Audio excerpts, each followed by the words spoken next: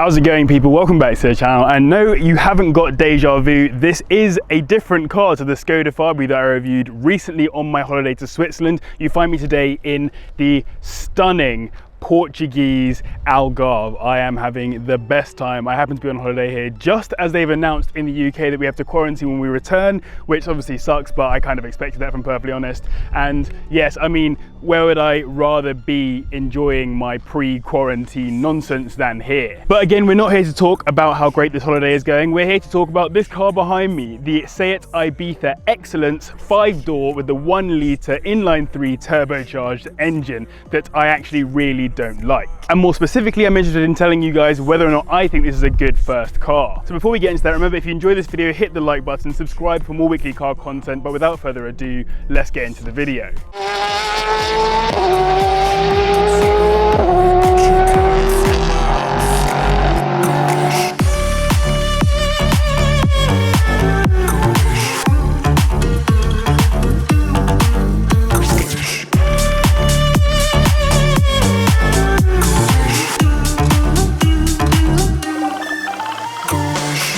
So yes, as I mentioned, this has the 1-litre inline-3 turbocharged engine that's used across loads of cars in this range. This is exactly the same platform as the Audi A1, the VW Polo, the Skoda Fabia, and yeah, I mean, it's basically a standard super mini style platform from VW. But more interestingly though, this is the Xcellence edition. So if I open up this door here, you can see here that it says Xcellence very clearly right there, because obviously this is supposed to be an excellent little car. And what you get for that is a couple of small bits, like an interior that has this sort of rose gold stuff around it, a few little bits on the infotainment system and all that good stuff, wing mirrors that fold in on their own, which is always good, and these alloys here, which I think are 15s on this, but you can get up to 17-inch alloys I think as well. But that premium altogether costs you around about £19,000 all in when fully spec'd, and I mean, that's quite expensive. 19 grand for a first car, even with a good finance deal, maybe you're paying £200 to £400 a month on it. That's a lot of money. You could spend £200 to £400 on a first car that would probably run for as long as you'd need this one to as a first car and still be laughing. But obviously it would miss out on a whole bunch of the tech and the features that this car gives you, so swings and roundabouts basically. And yes, I'm well aware the only people that would be able to afford a car like this would be kids with either parents that have exceptional credit ratings or kids that are just super good with cash, I guess. Some other points to note about the car before we jump into actually talking about it. One of those things is it's got about 93 brake horsepower on this model. You can actually get them up to 115-ish brake horsepower, but 93 is what this one has. And on top of that, it does around about 50 miles per gallon, which is not exceptional compared to some other cars, but still pretty good. So just like with the Skoda Fabia video, let's have a little walk around of the car. In terms of the looks, it looks much nicer in my opinion than a lot of the older Ibizas. This is my favorite Ibiza shape so far. I do prefer it with a 3-door look versus a 5-door look, but the 5 doors is very helpful if you've got more than one friend and you don't want people just clambering over the seats to get into your car. So yes, I'm a bit of a fan of that. I like the little chrome trim line that it's got going across the side of the car there as well. That's also quite nice. And the alloys as well. I mean, they're nothing special, but it's nice to have a first car that does actually have alloys on it. Oh, and behind those alloys, these brakes, the brakes on this car are exceptional. And when I say exceptional, I mean difficult. They are really, really strong. I was genuinely surprised. Like my MX-5, for example, with track pads on it, brakes very hard and very quickly. And normally I get into a different car and I'm like, oh, brakes aren't quite as good. On this one, genuinely, it stops on a dime, and I think in part that might be because it has discs on the rear rather than having the standard drum brakes that you expect on cars like this. If you watch the Fabia review, you will know that that came with drum brakes, and pretty much every base tier of first car from VW Group comes with drums on the rear.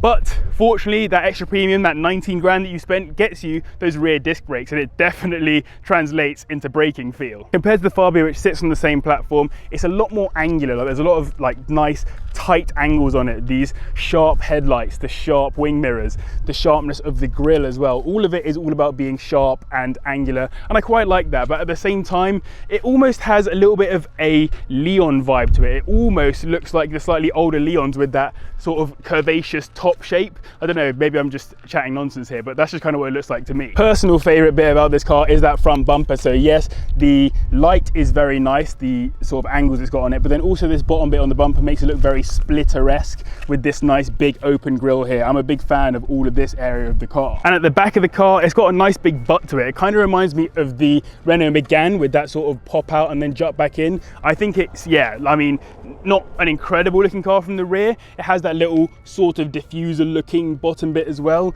But I mean, yeah, it's just a very basic first car in terms of its overall looks. I always find it difficult doing these parts of videos, going through the looks of a first car, because generally they're designed to be basic and simple, and this one basically fits that to a T. So let's talk about practicality then. 50 miles per gallon, as I mentioned, and if you jump inside it as well, you'll see that this is an automatic. It is missing a third pedal right here, and it has this little stubby thing right here rather than a normal gear stick. Now, yes, obviously I'm a massive manual fan, but in particular I find this auto box to be a little bit sketchy. It changes at awkward times. It's all a bit over the place basically, but I'll talk about that more when we get into driving it. Let's talk instead about the storage space. This boot is massive. What it's missing compared to the Fabia though, and something that I think isn't quite as good, is that the Fabia used all of this space here and this space here to have some extra storage features, like stuff for your oil or for bottles or stuff that you didn't want to get broken. This doesn't really have that. Instead, it's just one big open boot,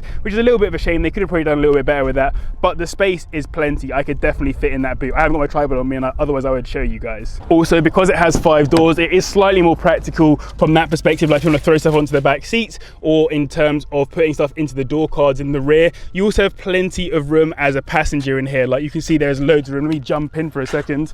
There is plenty of room for me as a 6-foot male. I've just made that super dirty. That's not ideal, but yes, it is a very comfortable car for people to sit in. It's all very nice in here, and the back very much keeps out the sun, which you need on days like today where it's like 30 degrees or something ridiculous. I'm genuinely sweltering right now, boys. And if we jump here into the front of the car, you'll see, as I mentioned before, this rose gold stuff going all around on the interior, and I actually quite like it. I didn't know if I was a fan when I first saw it, but I like it more than the sort of faux aluminium stuff that was in the Fabia. Similarly, you've got it here taken onto the steering wheel as well, but if you can notice from my other video, that is exactly the same steering wheel as what was in the Fabia, with exactly the same features on the steering wheel, etc. Except there is one thing that does quite annoy me about this, and that is that genuinely, with my fat palms, I do actually sometimes accidentally move this up and down, like it literally rolls them when I grab the steering wheel, so that is quite annoying. Comes with auxiliary cable and USBs as expected, also has AC, all the good stuff that you want. The system here is actually quite good as well, the entertainment stuff. The sound quality is quite good. I won't play anything right now because I don't want to get copyrighted, but yes, in general, very nice. It is almost exactly the same as the Skoda Fabia that I was also driving in Switzerland. You can literally see the stalks are exactly the same stalks. It has pretty much exactly the same start-stop button, except that in the Fabia it was here. And yeah, I mean, all in all, keyless entry, keyless stop-start, it's the same car. But before you even get into driving it, let's have a little chat about whether or not I think at this point in time it's a good first car. Yes, I think this would do you super well as a first car. It has everything that you need in it. It's all super simple, super basic, and it's great for taking mates around in. It's got great fuel economy, it goes fine. But it's 19 grand. Who has £19,000 to spend on first cars? As I said, like I said earlier, who might be able to afford this? But like, I just have no idea why you'd spend £19,000 on a first car. My first car was 400 quid and did basically all the same things as this. It just broke down once or twice over the 2 years I owned it. And I was laughing in terms of the amount of money I spent on that car relative to this. That car could have broken down every week and I would have spent less than you'd spend on buying one of these. Not to mention the depreciation costs and all that kind of stuff. I just wouldn't buy this. Let hire car companies like this one buy these cars, let people drive them for ages, put 100,000 kilometers or miles on them or whatever, and then buy them when they're 200 quid. Anyway, less of my waffle and less of my complaining. Let's jump into actually driving it and I'll let you guys see what it's like to drive as a car. Okay then, so as discussed, keyless entry, which is always good, and then the little folding wing mirror will drop out there as you see. Let's jump into it, into the cockpit area, as we shall call it. Nowhere to really put the key other than down next to you, I suppose. There's plenty of little storage spots, as there are in most of these VW Group cars, and then it's just foot on the brake, start stop button, on it comes, nice and easy. And then because it's an automatic, you bring it from park into drive mode down there instead. Don't know if you can see that from your current angle, and then it's literally just off we go. It's I'm not about these. Actually, I have no idea where I'm going, by the way. Literally have no idea how to escape this car park. Probably this way, let's find out. But yes, so taking this car for a little bit of a drive then. So initial thoughts, it's like any other VW Group car. It's super chilled to drive, very comfortable. You're about to see me go over some gravelly roads, as if we're doing some rally driving. SEAT used to be in the World Rally Championship, as you may know, and the car does its job very well on difficult roads. There's a stop sign there, we'll just stop for that, and then on our way. So yes, here we are immediately onto some nice Portuguese off-roading, and the car holds very nicely. Like, it's quite comfortable over this kind of stuff. I'm obviously just chilling, not doing a particularly high speed or anything, but the car does its job well. I would say that the AC takes a little while to actually get cool or get warm, but that's not a big deal really. And in general, it's quite comfortable inside. The seat's comfy. It could do with maybe a little bit more bolster. I think that the Fabia had a bit more bolster in it, which allowed for you to sit in a little bit more snug. This one's not so well tight. It doesn't really keep you in the same way, but the seats are still comfy, and I feel like they'd be good for longer journeys. I haven't done any longer journeys in this car yet though, so I can't confirm that. But as we're about to come off of this piece of road, I can actually show you what I mean about this engine. I mentioned right at the start that I'm not a fan of this engine, and I accidentally said in the Fabia video that it was a 1.2 litre engine. It's not. It's the same 1 litre engine. And watch, I'm on the throttle, nothing's happening, and then finally something happens.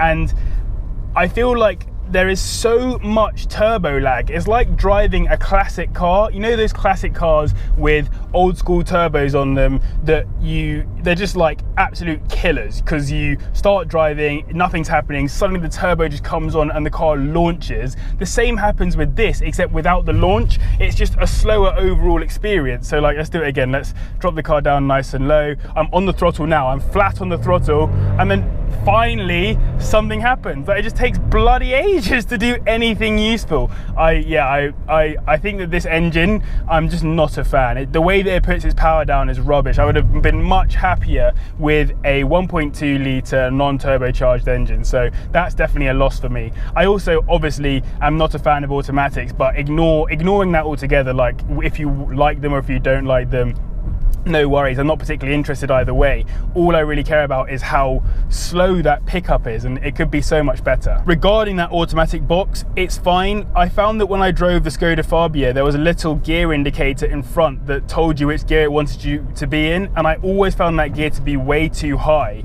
considering how where the revs were. It never really wanted to get over about 2,000 revs, and so this car pretty much changes gear every time you get over 2,000 revs, so you rarely actually see those higher revs up there unless you've like purposefully absolutely banged your foot to the floor. Obviously this is not the right car for it, but I much prefer automatics personally that allow you to actually take control of those as well with some flappy paddles or whatever. This one doesn't really allow for that in the same way, which is fine because it's not really supposed to, but I would like to see that incorporated one day in the future. As I sit here in the car though and start sweating because it is still absolutely boiling, I do think that this car is, as I said on the Skoda, a good first car. As an overall, this is the ideal car for a young driver. Like there's nothing bad about it. I much prefer this size of car as well to stuff like the VW Up, the SEAT Me, the Skoda Citigo, etc., because I just don't feel like those cars necessarily have the right amount of space for a young driver. This, I think, is the perfect amount of space for a young driver. You can fit all your mates into it, you can fit all your stuff into it, you can take this on a nice tour around Europe or wherever it was that you're planning on doing a long driving trip on. I'd feel very comfortable doing that in this car. It also drives very well on faster roads as well. Like it handles itself perfectly well. Again, it's not massively quick, so dealing with those more tight situations can be a struggle, and pulling out from junctions, as you're about to see here, can be slightly more difficult. But as an overall, I'm positive about this car. I quite like the start-stop on it too. The fact that when I stopped the car, as I did just then, the car switched off and then started back up again. Good for the old fuel economy. And to be perfectly honest, like you're never going to really need to absolutely blitz this car. Come on! like even if you try and blitz it like I just did then, it doesn't go anywhere. And it could, that's the thing. Like my Polo and my Skoda, all those little 1.2 cars with less horsepower than this one, the Skoda has 64 and the Polo has 54, they would beat this car off the line. Yes, this one is faster to 60 in the end, so it gets to 60 at that point, but I reckon 0 to 20, you're getting smoked in this by a little 1.2. I'm someone who likes to zip out of stuff. I like to get out of junctions nice and quick. I don't like to mess around. I rarely wait. If there's an opportunity for me to go and I can feasibly do it, I will. But in this, I don't have the confidence to do that. It just feels all the time like you're, I don't know, like you have to second guess the car. You can't get out of it quickly. The way that I've found to do it so far is to not go full revs. You do use like a little bit of the revs and just drive it on no turbo, and that's about as good as you can get. But as soon as the turbo kicks in and it does it so slowly, it's like the turbo has to like get put into a place and engage. It's so slow, man. I cannot tell you enough. Drive a car with this engine in it, with the 93 brake or whatever it is, and tell me that it's not the like single slowest car off the line. Also, look at how stunning this roundabout is. This is just so pretty. Like, I'm in the most stunning part of Portugal. We're in Valdelobo at the moment, staying in a really nice villa. Golf course over there with that stunning water, mate. You are laughing if you live around here. It is absolutely beautiful. I really want to go back to the UK. I'd much rather stay here and not have to quarantine in the UK, but sadly, not much I can do about that. Right, I want to show you guys two more things about this car before I sign this video off. The first one is just how good the brakes are. So let me get around this corner to a safe spot. There's no cars around me at the moment. I'm on a very chilled out, very cruisery style road here, and I want to just absolutely hammer the brakes on. So let's get around this corner and watch as I slam on the brakes here. It's like the car just stops. It just stops. Like, I cannot tell you how good the brakes are on this car. They are really good, far better than the Polos, probably as good as the MX-5s. I know they wouldn't last as long on track or anything like that, and it's not supposed to do that, but they are genuinely very good brakes in this car. I definitely have to commend VW and SEAT for that. And the other thing I want to show you guys is how good this car is at handling. It's actually surprisingly good, much better than the Fabia, despite being exactly the same platform. For whatever reason, I found that this car is that little bit less body rolly. Like, I found that the Fabia body rolled on every single corner. It was always like the car was over there somewhere, over there somewhere, every time I turned a corner.